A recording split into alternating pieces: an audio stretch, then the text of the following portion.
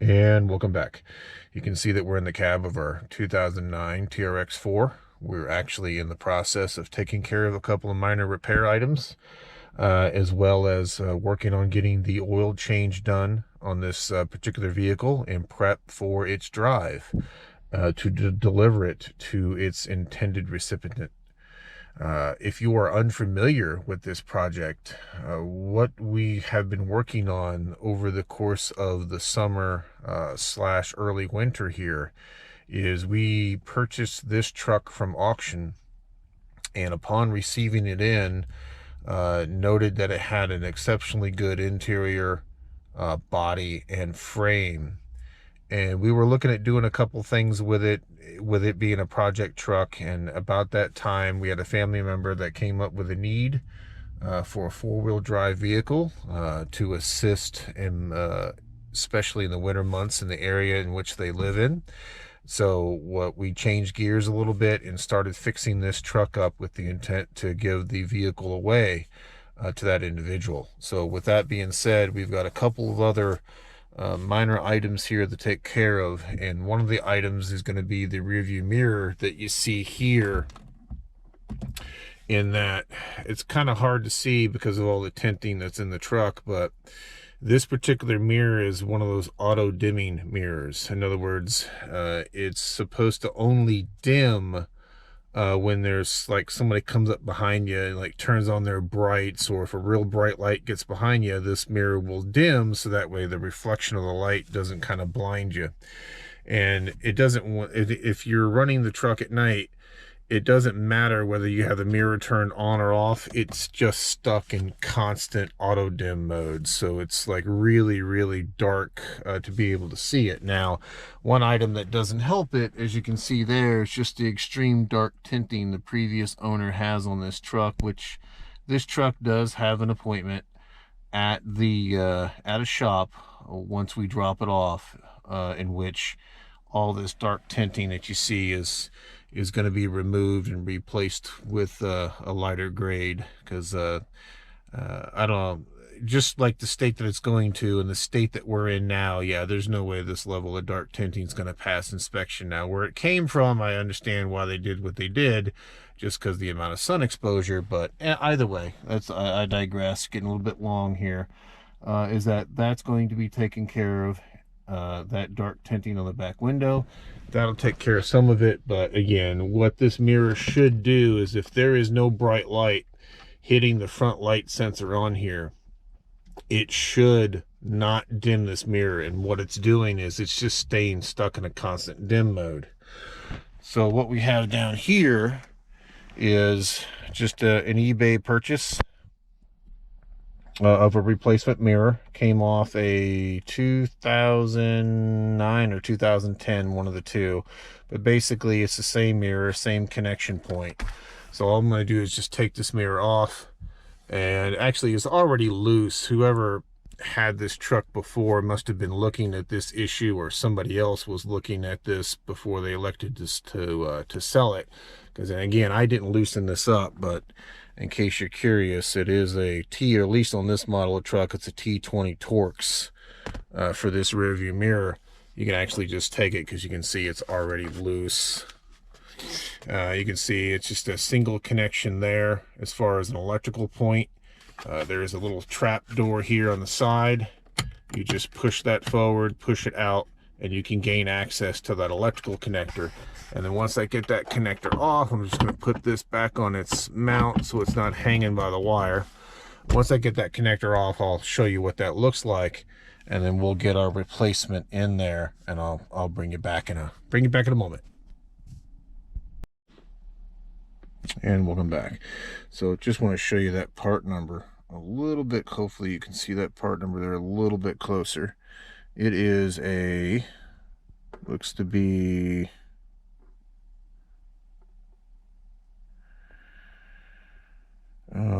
maybe an S51574574AC. Kind of hard to see because it's just etched into the back plastic, but or it may be a 55. Yeah, it looks like it's a 551574557AC. I'll see if I can confirm that and put a link in the description. But it's the same part number, same mirror. And when you get this side door open, it just opens like that. You'll see your connector here. Just a standard connector, standard release clip. You just push in on the clip and pull it out. And the way they had the connector in there in relation to the mirror was basically oriented this direction. So if you're taking this mirror out, and hopefully you can see that down in there, kind of how that connector sits. Basically just a straightforward single connector, which is nice. So let me get that this wiring plugged back in, and we'll get this mirror mounted. One moment.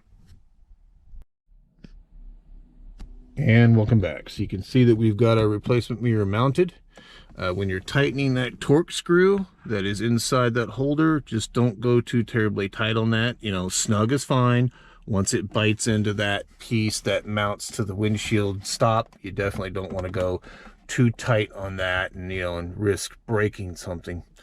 But you'll see on this one, like with most used parts that you buy from salvage yards and such, they've got this writing on here. In case you're curious how to get that off, most of the type of material that you would write on windshields with, if you just take a little bit of rubbing alcohol and a shop towel, and we'll do that here in a bit, that should actually dissolve that writing and come off pretty well.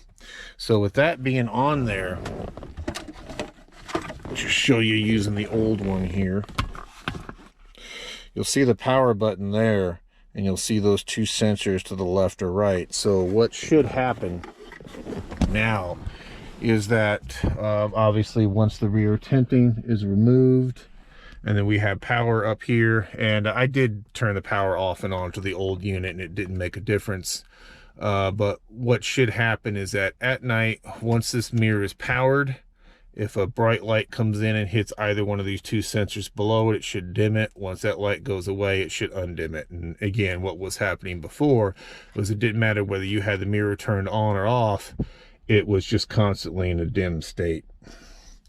So the other item that we're going to take care of here, just looking at things, and we discovered this as we were kind of test driving it around, and I know this is a kind of a first world problem. It's not really an issue, but it's an issue that I want to take care of.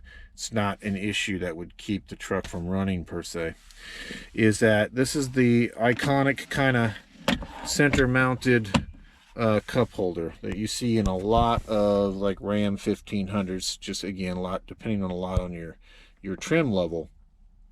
Is that you can see the cup holder piece of it actually makes up the entire lower portion of this. And the issue we discovered with this one, albeit that it does look okay and it does work, as you can see here, and you can see what it did there, is that this pin is okay on this side of the what holds that bottom cup holder door okay, and you can see that somebody has actually tried to glue it in previous attempts, but they sheared that pin off on that side, and I just didn't catch it when we had everything apart and we were cleaning it.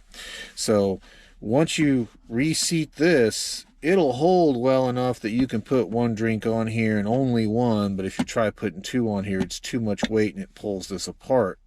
And I did look online, you can get these new, but they're just kind of absurdly expensive. Even the used ones I found on eBay, depending on who you're getting it from, a lot of them know kind of what they have, if that makes sense to you, and they're going upwards of, you know, $90 to $100 to $130 just for, you know, kind of a cup holder replacement, because it is this whole assembly. It is kind of this big piece. You kind of have to take apart the lower part of this dash again to replace this. But like I said, it does work for a single drink. But one thing that some of the other 1500s as well as the 2500s have this, because my 2500 does, is rather than having a cup holders down here, which not that they're inconvenient to get to as long as you've got long arms, but sometimes they've got the cup holders up here, kind of a snapped on additional trim piece, either down here on the floor or up here where they have kind of the center seat. And the center seat, if you lower the cushion like you're going to access something, or access the lower the back part of the center seat, like you're going to get, like, because maybe you want access to your little storage compartment here, because you do have this particular model, you do have a charging port and such. What I found online, and this is an aftermarket piece, and I'll put a link in the description to this. We're going to try this out and see how well this works. This is a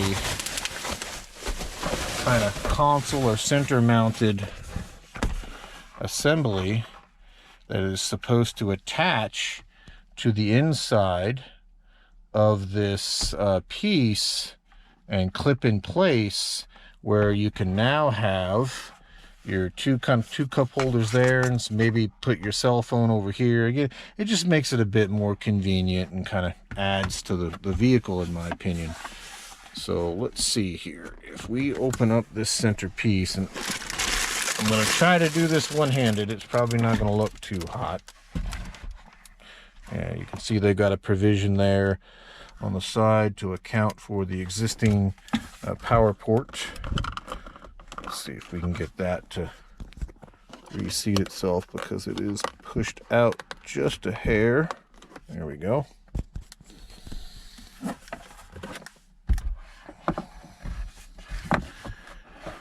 Okay, it looks like it just kind of goes down inside the lip. You can see that lip there is going to fall down on the center. There we go. That lines up. Then we'll just finish pushing it in place. Okay, I heard some clicks. There we go. We're just going to push this forward.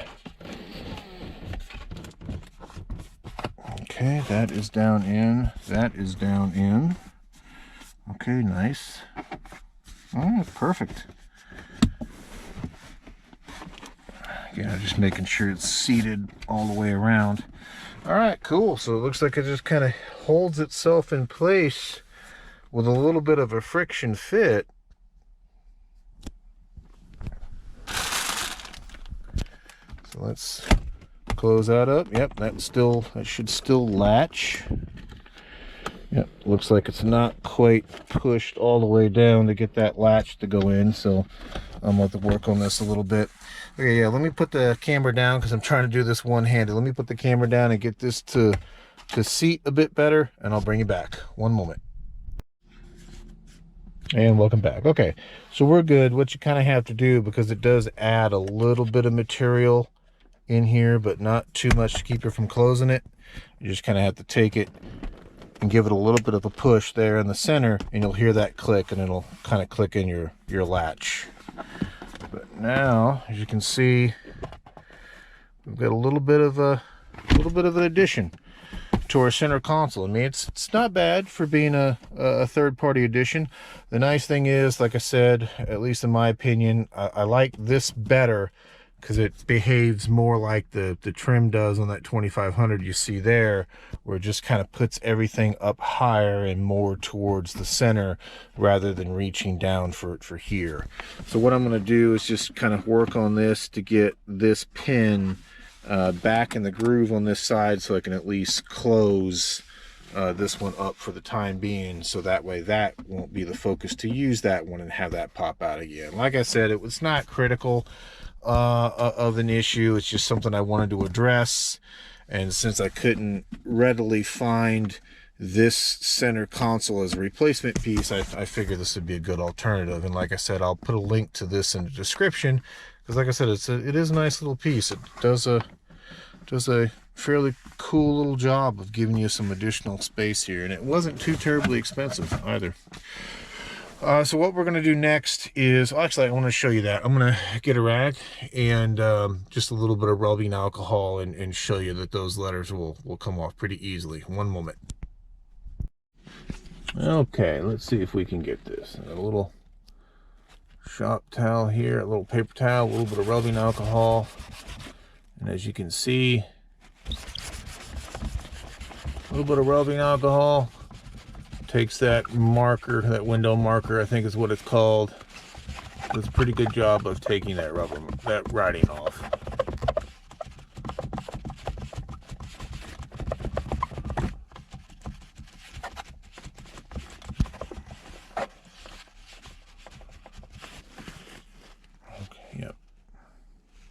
nice bright pink color. There you go. Again, it's got a little bit of residue on here, so I need to get a little bit more rubbing alcohol and go over it, but as you can see, it does a pretty good job. So what I'm going to do next is I'm going to go ahead and clean go ahead and clean this up, put some tools up, and then we'll come back and then we'll see about tackling the oil change on this and checking the rest of our fluids. And then, like I said, we'll pretty much have this bad girl prepped and get it ready for delivery. One moment.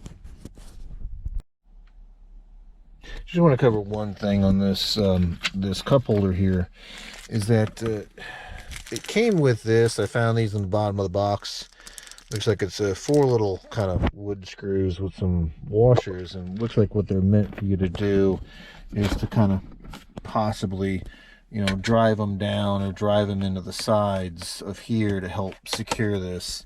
Be honest with you, with the way this fits in here and kind of comes down into this nice, you know, pretty good sizable lip where it drops down into, and I think this will be fine. Yeah, it does have some play in it. But I'll leave that up to the owner as to if they want to drive those screws in or not. I'd much rather not drive these in to this armrest or into this piece here. That way this can easily just be removed in case, you know, they don't want to use it anymore. I think for the intended purposes, you know, as long as you don't go, as long as you don't have a bunch of heavy drinks in here and go lifting this up while at the same time this is open, then to me, you know, pushing down on this and having it latch, there we go, like that. Once that's latched, that's going to help hold the front of this in place. So, you know, obviously if you had drinks in here and they want to tip it up, they'd spill. But if you had anything heavy in there and then wanted to lift this up, if you took everything out and wanted to use this as a center seat, once you lift this up, this being latched in is going to help hold this in place. Again, so I don't see the need for putting the screws into this, but if you choose to do that, then please do so. Just be mindful that they do give you some method of kind of permanently fastening this to this piece. But again, I'll leave that up to the owner of this vehicle as to whether or not they want to drive these in. I think for what it's going to be used for, it'll be fine without it. With that being said, like I said, I'm gonna get some stuff cleaned up, get some tools, and kind of show you the aftermath of an oil change. I won't go through it step by step because I have other videos showing us doing the oil change on this truck, as well as doing the oil change on the 2500 that you see there in front of us.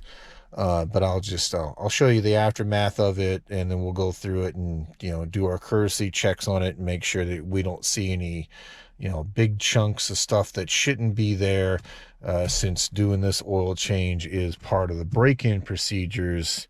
If you remember from earlier in this series when we had the engine rebuilt before putting it back into this vehicle. So that being said, I'm gonna get some stuff and I'll bring it back. Thank you much. And welcome back. As you can see, we're just in the process of getting our oil drained. It is a bit cool out here today, so we'll give that plenty of time to drip and make sure as we get as much old stuff out as we can. Obviously, as with any oil change, you're gonna have, you know, remnants of that old oil still in the engine, you know, regardless of what you do. But again, we'll get out as much as we can and put nice fresh stuff in.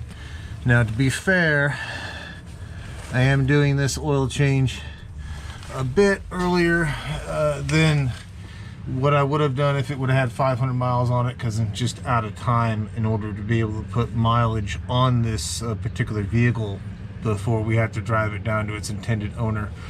So it's only got about, I'd say about 130, maybe 140 miles on here. But that's been a lot. That's pretty much all been city driving, a little bit of highway, so it's had quite a few start and stops, quick acceleration, slow acceleration. So it's pretty much had the gambit and mix of items, which is why I'm going to go ahead and do it now, because again, I'm just out of time and I really didn't want to drive it up to where it needed to go and try to figure out how to do an oil change myself without having access to all my equipment. So what I'm going to do, again, as you can see here, obviously we're going to change it before it goes on its big trip up to its owner. and then we'll just advise the owner. Actually, she'll see this video, but we'll also, you know, just advise her to maybe put about 500 to 1,000 miles on it once she receives it, and go ahead and just do that first oil change when she has it a bit early. And then after that point, I would say it can go over to a, you know, 3-month / 3,000 mile oil change at that point. Again, it's older engine, and although I know the newer oil technology is better than what it was, I prefer to stick to a 3-month, the old school 3-month, 3,000 mile oil change type setups myself. So we're gonna go ahead and let that continue to drain. Once that's done, we'll get the drain bolt in it, and we'll see about getting that filter crack loose and getting that replaced, and then we'll dump some fresh fluid in.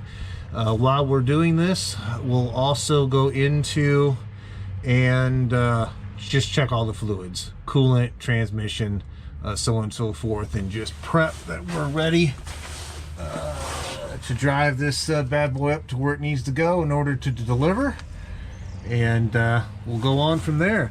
But I'm gonna go ahead and let this drip a bit more, because like I said, it's a bit cool out here today, and I'll bring it back. Thank you much.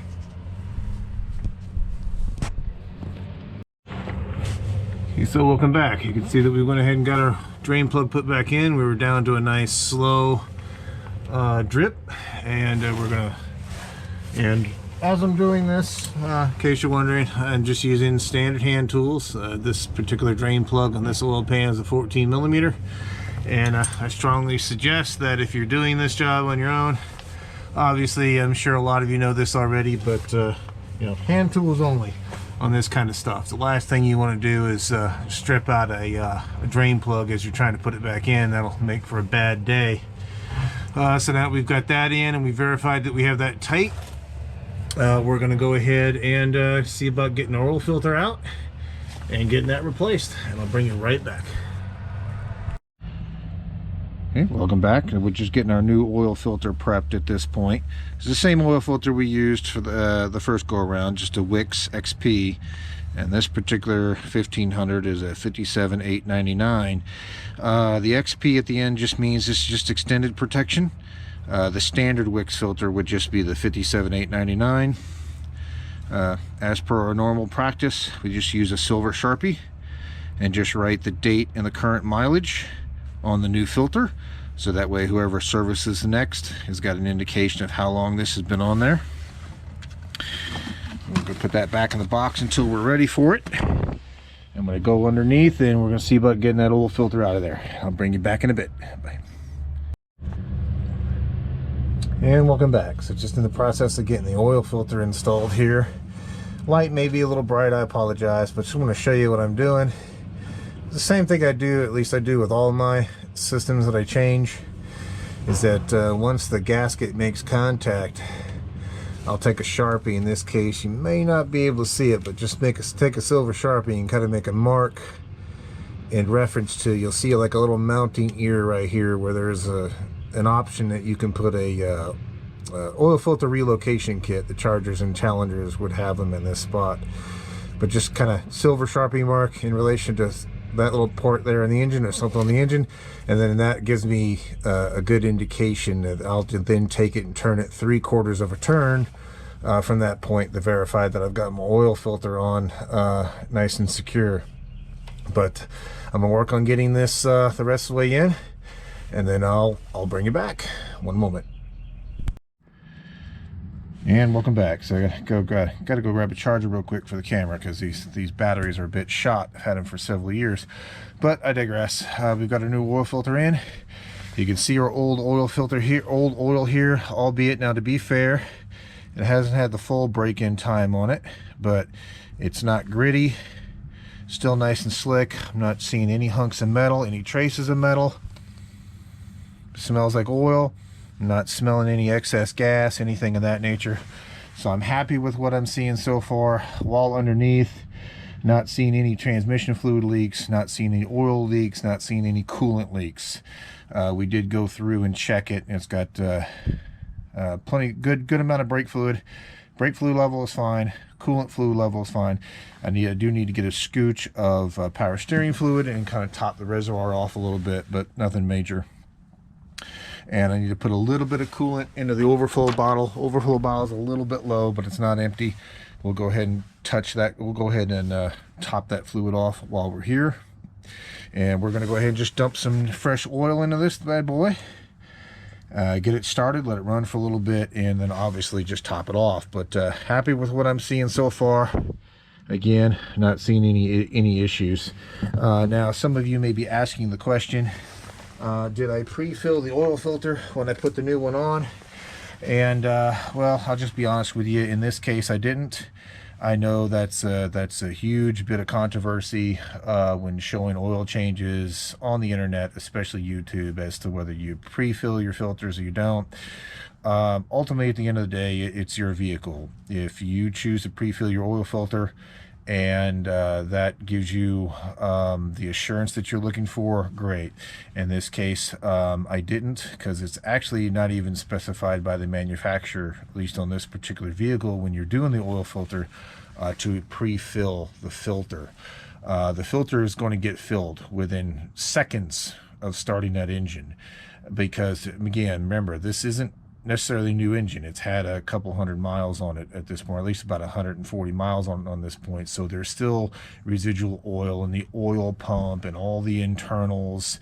So the internals won't be starting dry. Now, I'll add to that and say that when we put this engine in the first time and all it had in it was just assembly lube, in that case, since the filter in this vehicle sits straight up and down, I did pre-fill it while we were when we were priming it. If you remember, we unplugged the fuel pump so the engine wouldn't start, and I did that just so that the new oil pump would prime faster prior to starting the engine. But in this case, since everything's primed, everything's set, I just installed the new filter. But I'm sure that'll generate some grief in the comments, and you know, that's perfectly fine. Feel free to voice your opinion about it below. But I'm going to go ahead and get some oil into this truck and see about getting this stuff wrapped up, because I'll tell you one thing, this concrete's cold, and for anybody that's worked on asphalt and concrete, you know what I'm talking about. And I'll bring you right back. Thank you much.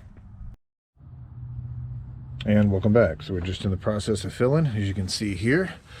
And since we're dealing with a 5.7, or at least this vintage of a 5.7, I believe all the 5.7s the same way. I know my 6.4 and the 2500 behind us uses the same amount, but oil change with the filter, we're looking at 7 quarts of oil. 7 quarts, you may ask why. Well, you know, Hemi. And this is the particular brand that we're using. Not a sponsor, no particular reason other than this is what I could get. Searching for 5W20, at least at my local parts stores. Some weights of oil are just hard to get a hold of right now, with you know, along with most other types of certain supplies. And this is also the same brand that we used for the very first oil change after the rebuild. So I could still get it. Rock Auto had it, you know, plus I had a discount code from Rock Auto, so you know, we ended up buying more of it. And then we're going to continue to use it. I'm going to bring some of this up and hand it over to the new owner, along with some other spare fluids and a spare oil filter and such, just so they have these components in case they need to add, you know, a touch of oil or anything of that nature in the future. Yeah, okay, so we're pretty well drained there. So typically what I like to do is put about 6 quarts in, start it up, let it run for a few minutes, power it down, let it settle, and then check it. And generally what happens is I'll see it's about a quart low, and then I'll go ahead and add the 7th quart in at that point.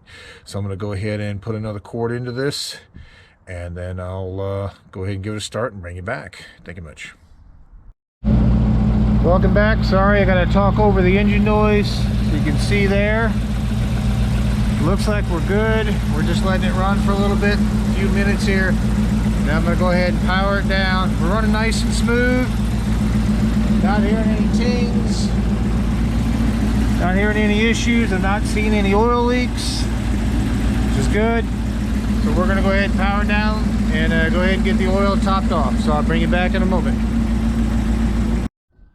And welcome back. So after running it a little bit and topping it off, really hoping you can see that. It may be hard to see, but you can see that our level is right in the middle of our safe zone, right where we want it. It's awesome. So with that being said, we've got our oil change complete at this point. I will start it back up and let it run for a few more minutes and just continue to check for some last minute leaks. And then let's see, I think that will take care of the blunt of what we need to take care of. I do need to get a little bit of power steering fluid and top that up because its reservoir is sitting right at the minimum line. So I'd like to get that up to where it needs to be. We got plenty of brake fluid. We did check that one. We did top off our coolant off camera here, so we are good there. All right, so with that being said, let me go ahead and let me get this area cleaned up here, and I'll bring you right back. One moment. And welcome back. Sorry, I'm going to have to kind of talk over the exhaust noise, but we're just letting it run, checking for any final leaks. We're going to take it for a shake down to the parts store so we can recycle our old oil in our filter, and while we're there, we're just going to pick up some power steering fluid to top that reservoir off with. But other than that, as you can see, she's running nice and smooth.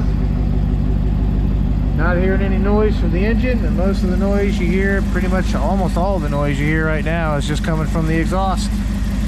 So with that being said, I'm going to go ahead and wrap up this video this time. Let me go ahead and shut this down so it'll be a little easier to speak, and I'll bring you right back. And welcome back. So in the last segment, I was going to shut it down and kind of conclude the video, but I went ahead and took it for a rip, basically just to bring back to the parts store the old oil and the old oil filter to recycle it, which allowed us to get everything up to temp, do one final check. We also checked the transmission fluid since it was up to temperature at that point. We're good to go there. And I did look it up in the book, and the book states that the power steering fluid is ATF4, at least for this make and model of 1500. It's the same fluid that you would put in the transmission. So we went ahead and topped this one up as well. While we were at it, went ahead and adjust the emergency brake, because it wasn't, the emergency brake was setting, but it wasn't setting as high as I would like it to have engaged. And I'll put a link in the description. But on Amazon, I picked up that monster of a socket you see there. And what this is deep enough to allow you to get onto that adjustment bolt and be able to use a ratchet to get on there to hold that in place. Because if you remember from the previous video, that adjustment screw is about yay long, and it's just long enough that you can't get a deep well on it. But that is basically just a purpose-built socket to do that with. And I think this says this is a 13 millimeter. But I'll put a link in the description to it in case you want to pick up one of these sockets to do brake adjustments as well. It makes it a heck of a lot easier, in my opinion.